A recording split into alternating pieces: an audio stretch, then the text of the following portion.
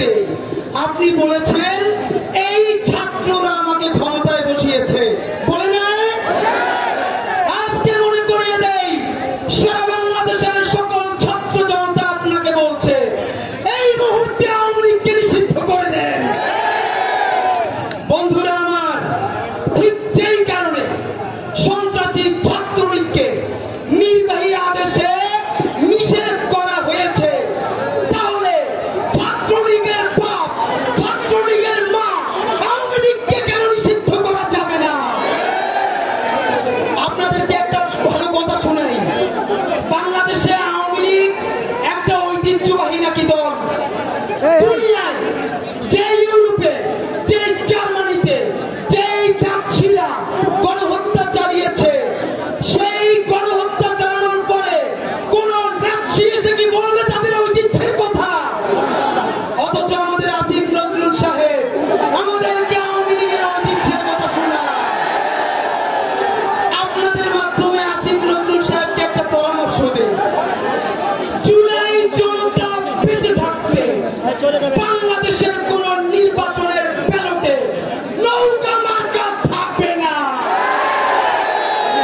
তবে বিশেষ বিবেচনা আছে। আপনি নিজে যদি নৌকার প্রার্থী হইতে চান, আপনার একটা নৌকার ক্যান্ডিডেট বানিয়ে দেওয়া যেতে পারে।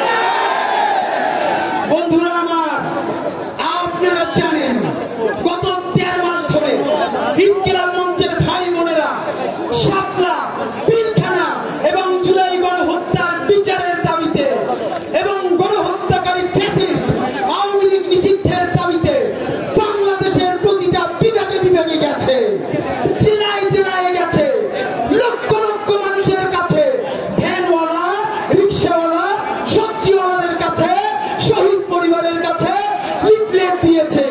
সারা বাংলাদেশ ঘুরে এসে শতাধিক শহীদ পরিবারকে নিয়ে শহীদী সমাবেশ করেছে। এনসিপির ভাইয়েরা গেছে, বাংলাদেশের প্রত্যেকটা রাজনৈতিক দলের ভাইয়েরা গেছে। শহীদের পরিবারেরা সেই দিন এক মঞ্চে বসে ঘোষণা দিয়েছে, শহীদ পরিবার বেঁচে থাকতে আওয়ামী লীগের পুনর্বাসন চলবে না।